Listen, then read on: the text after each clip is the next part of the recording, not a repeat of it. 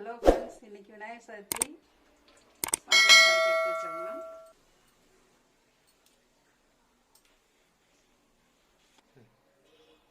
Subscriber எல்லாருக்கும் நன்றி. எனக்கு சப்ஸ்கிரைப் பண்ணதுக்கு எல்லாருமே நல்லா இருக்கும்னு நானும் சாமி கும்பிட்றேன். மறக்காமல் எனக்கு எல்லாரும் சப்ஸ்கிரைப் பண்ணுங்கள். ஹலோ ஃப்ரெண்ட்ஸ், எல்லாம் எப்படி இருக்கீங்க? வெல்கம் டு மிஸ்ஸஸ் சம்பா சமையல். இன்றைக்கி நான் செய்யப்படுற ரெசிபி என்னன்னு பார்த்தீங்கன்னா, இன்றைக்கி விநாயகர் சதுர்த்தி விசேஷமான நாள். அதுக்காக விநாயகருக்கு நாங்கள் படைக்கிறதுக்கு கொழுக்கட்டையும் சுண்டலும் வேவிக்க போகிறோம். கார கொழுக்கட்டையும் இனிப்பு கொழுக்கட்டையும் செஞ்சுட்டு சுண்டல் வேவிக்க போகிறோம். அதுக்கு செய்ய தேவையான பொருள் என்னன்னு பார்க்கலாம். வீடியோக்குள்ளே போகலாம் வாங்க.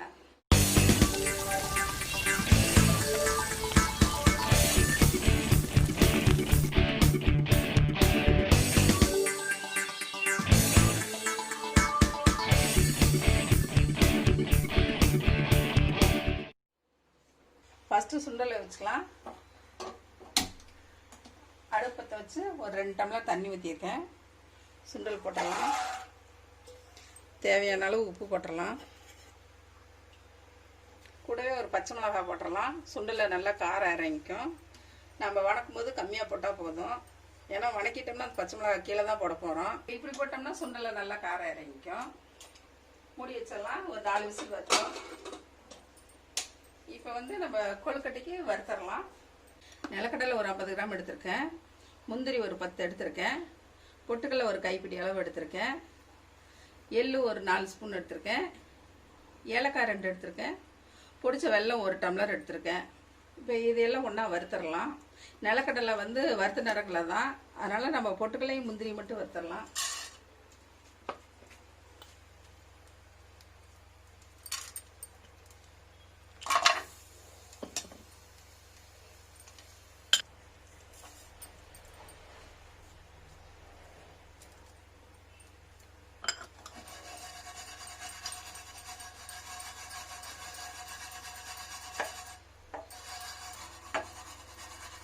எள் வெடிச்சிருச்சு, போதும். அடுப்பு ஆஃப் பண்ணிடலாம். இந்த வறுத்த சூட்லேயே நடக்கலையும் போட்டாச்சு. இது ஒரு தட்டில் எடுத்து ஆற வச்சிடலாம்.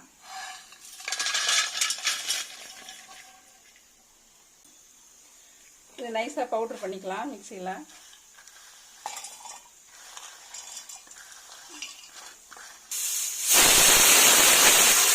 சுண்டல் நைட்டே ஊற வச்சதுனால இப்போ 4 விசில் விட்டாக்கா வெந்திருக்கும். அடுப்பு ஆஃப் பண்ணிடலாம். இனிப்பு கொழுக்கட்டைக்கு வறுத்ததை மிக்சியில் அரைச்சிட்டேன். அதை வச்சிடலாம் ஒரு பவுலில். கொழுக்கட்டைக்கு மாவு பார்த்தீங்கன்னா பச்சரிசி 2 மணி நேரம் ஊற வச்சு நிழலில் உணர்த்தி மிஷினில் கொடுத்து அரைச்சிட்டு வந்தோம். அதை லைட்டாக வறுத்துக்கிட்டா போதும்.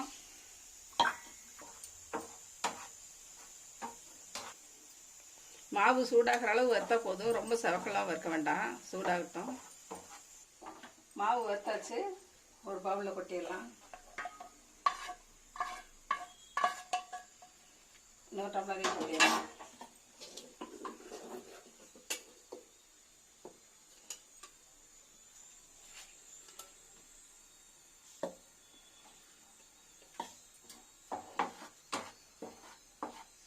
கொழுக்கட்டைக்கு மாவு பிணையத்துக்கு தண்ணி வைக்கலாம். இப்போ 2 டம்ளர் மாவு எடுத்திருக்கோம். 3 டம்ளர் தண்ணி கொதிக்க வைக்கலாம்.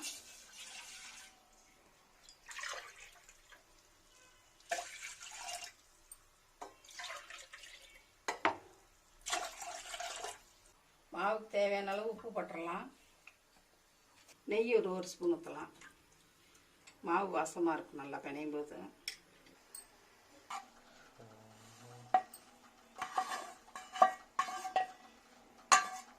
மாவு இந்த வடை சட்டிக்கு மாற்றிக்கலாம்.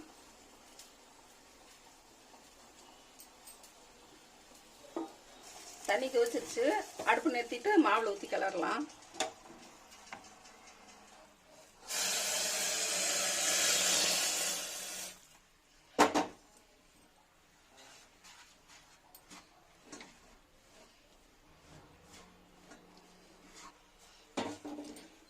மாவு நல்லா கெட்டியாக இருக்கட்டும். ரொம்ப தண்ணி ஊற்றிடாதீங்க. கட்டியாக இருந்தாலும் ஆறுனதுக்கப்புறம் நம்ம பிணைவோம். அப்போ அந்த கட்டியெல்லாம் சரியாயிரும்.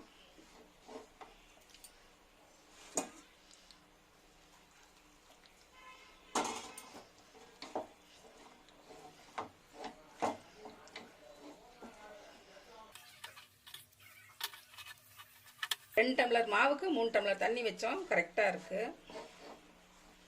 மாவு நல்லா இப்படி கிளறியாச்சு. இப்போ ஒரு துணி போட்டு மூடி வச்சிடலாம். உணர்ந்து போகாமல் இருக்கும்.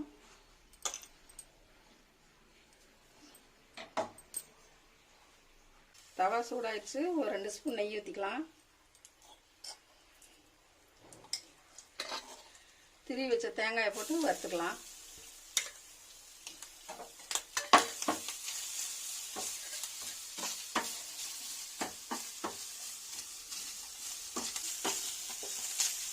கொஞ்சம் இந்த பச்சை வாசம் போனால் போதும், ரொம்ப உள்ள வதக்க வேண்டாம்.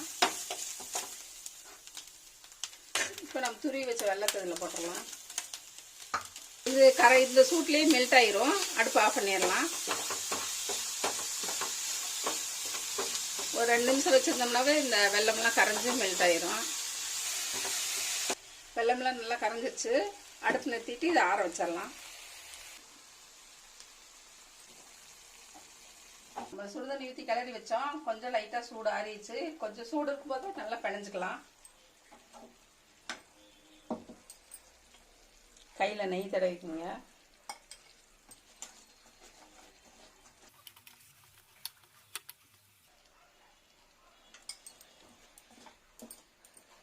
நல்லா இப்படி கட்டி இல்லாமல் பிணைஞ்சி வச்சுக்கலாம். இப்போ தேங்காய் வந்து ஆறிடுச்சு. நம்ம நுணுக்கி வச்ச பொடியை வந்து இதில் போட்டுடலாம். பொட்டுக்கல்ல நடக்கலை எல்லாம் நுணுக்கி வச்சோம்.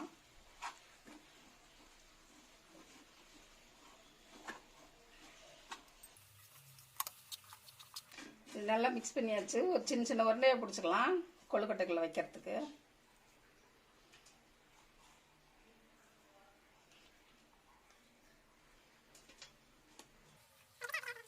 வெள்ளம் நம்ம பாவு வச்சது சரியாக இருக்குது.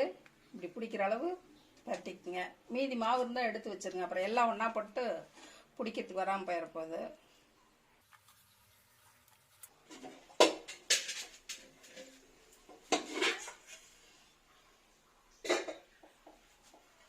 கொழுக்கட்டைக்கு இட்லி பானை வச்சாச்சு. தண்ணி கொதிக்கிட்டோம். அதுக்குள்ளே நம்ம வந்து பூரணம் ரெடி பண்ணிடலாம். கொஞ்சம் இப்படி இலையில வந்து நெய் தடவிட்டு மாவு வச்சு தட்டலாம். கைக்கும் லைட்டாக தட்டுக்குங்க, ஒட்டாமல் இருக்கும். எவ்வளோ நைஸாக வேணால் நம்ம தட்டலாம்.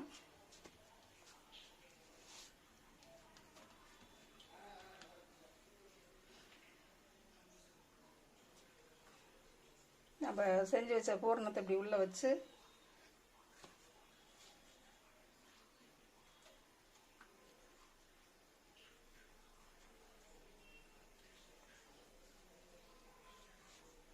இந்த வைக்க போகிற தட்டுக்கு வந்து ஒரு ஸ்பூன் நெய் ஊற்றி தொடச்சிடலாம்.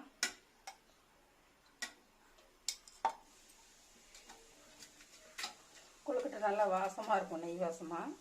இதை எடுத்து வச்சிடலாம்.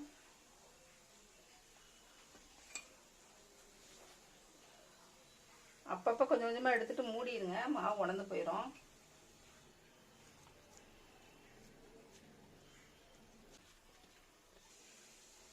இப்படி 2 செஞ்சாச்சு. சொப்பு மாதிரி 2 செய்யலாம். நடுவில் வச்சு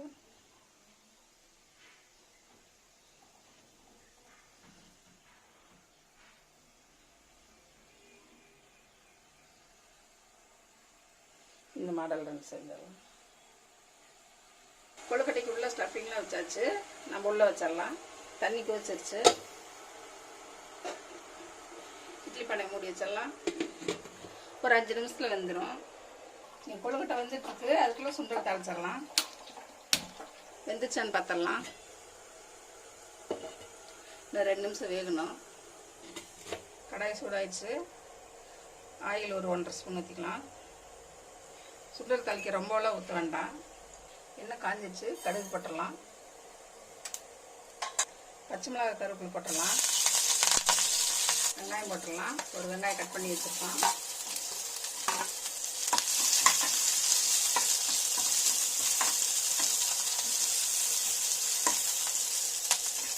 சுண்டலில் முதல்ல உப்பு போட்டு தான் வச்சுருக்கோம். இப்போ வெங்காயத்துக்கு தகுந்த உப்பு மட்டும் போட்டுடலாம்.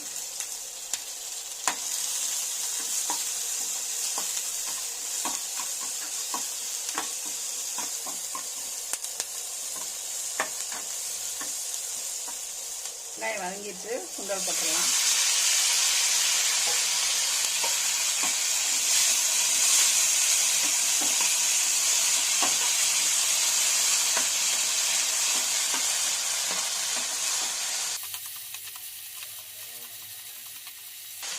எடுத்து கட் பண்ண கொத்தமல்லி தழையை போட்டுடலாம். எல்லாம் ஒன்றா மிக்ஸ் பண்ணிடலாம். இப்போ சுண்டல் ரெடி ஆயிடுச்சு. நம்ம இனி கார கொழுக்கட்டைக்கு வதக்கிடலாம். வடசட்டி காஞ்சிடுச்சு. நம்ம கொழுக்கட்டை கார கொழுக்கட்டைக்கு ஆயில் ஊற்றி வதக்கிடலாம். இதுக்கு கொஞ்சம் எச்சாவே ஊற்றலாம். கொழுக்கட்டை வெந்துருச்சான்னு பார்க்கலாம். வெந்துருச்சு, எடுத்துடலாம்.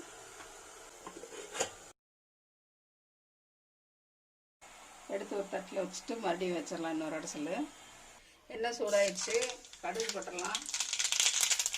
கடலைப்பருப்பு ஒரு ஸ்பூன் போட்டுடலாம். உளுத்தம்பருப்பு ஒரு ஸ்பூன் போட்டுடலாம். வெங்காயம் பச்சை மிளகாய் கட் பண்ணது போட்டுடலாம்.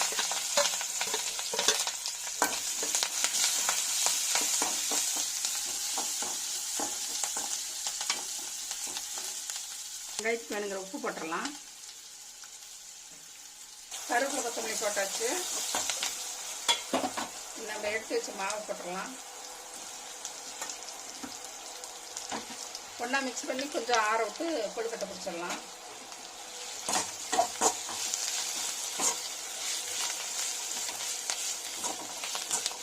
அடுப்பு ஆஃப் பண்ணிடலாம்.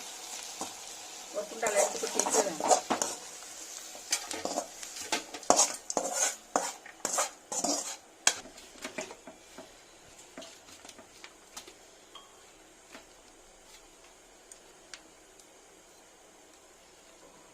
இப்படி பிடி கொழுக்கட்டை பிடிச்சிடலாம்.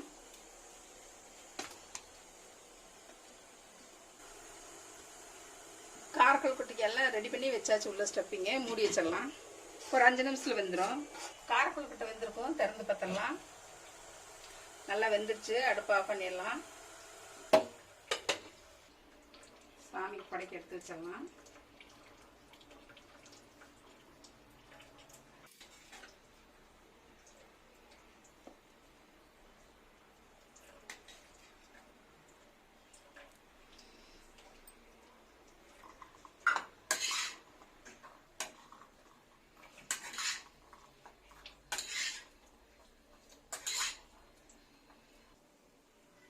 ஹலோ ஃப்ரெண்ட்ஸ், இன்றைக்கி விநாயகர் சதுர்த்தி. இனிப்பு கொழுக்கட்டையும் கார கொழுக்கட்டையும் உங்களுக்கு எல்லாத்துக்கும் செஞ்சு காமிச்சிருக்கேன். இது எல்லோரும் உங்கள் வீட்டில் செஞ்சு சாப்பிட்டு பாருங்கள். எப்படி இருக்குன்னு சொல்லுங்கள். லாக்டவுன்னால எங்கள் தெருவிலெல்லாம் விநாயகர் கொண்டு போய் வைப்போம். ஊர்வலத்துக்கு அதெல்லாம் இல்லை. இப்போ நாமளே கொண்டு போய் வாய்க்காலில் விட்டுட்டு வரணும். எங்கள் வீட்டு வழியே தான் பள்ளிப்பாளையம் ஆற்றுக்கு போகும். அது எல்லாமே போயிடுச்சு. பொக்குன்னு இருக்குது. அப்படி ஊர்வலம் பார்க்காம எங்களுக்கு கிட்டத்தட்ட 500 விநாயகருக்கு மேலே எங்கள் வீட்டு மேலே தான் போகும். எல்லாம் ஆற்றுல கொண்டு போய் விடுவாங்க. இந்த வருஷம் எதுவுமே இல்லாமல் போயிடுச்சு. நின்று பார்த்தாவே 1 மணி நேரம் ஆகும் விநாயகர் ஊர்வலம் போகிறது. இப்போ வந்து நாங்கள் வாய்க்காலே கொண்டு போய் இந்த விநாயகர் விட்டுட்டு வந்துடலான்ட்டு இருக்கோம். சப்ஸ்கிரைபர் எல்லாருக்கும் நன்றி. எனக்கு சப்ஸ்கிரைப் பண்ணதுக்கு எல்லாருமே நல்லா இருக்குன்னு நானும் சாமி கும்பிட்றேன். மறக்காமல் எனக்கு எல்லாரும் சப்ஸ்கிரைப் பண்ணுங்கள். நம்ம மிஸ்ஸஸ் சம்பா சமையல் சேனல் பிடிச்சிருந்தா சப்ஸ்கிரைப் பண்ணுங்கள். மறக்காமல் பெல் பட்டன் கிளிக் பண்ணுங்கள்.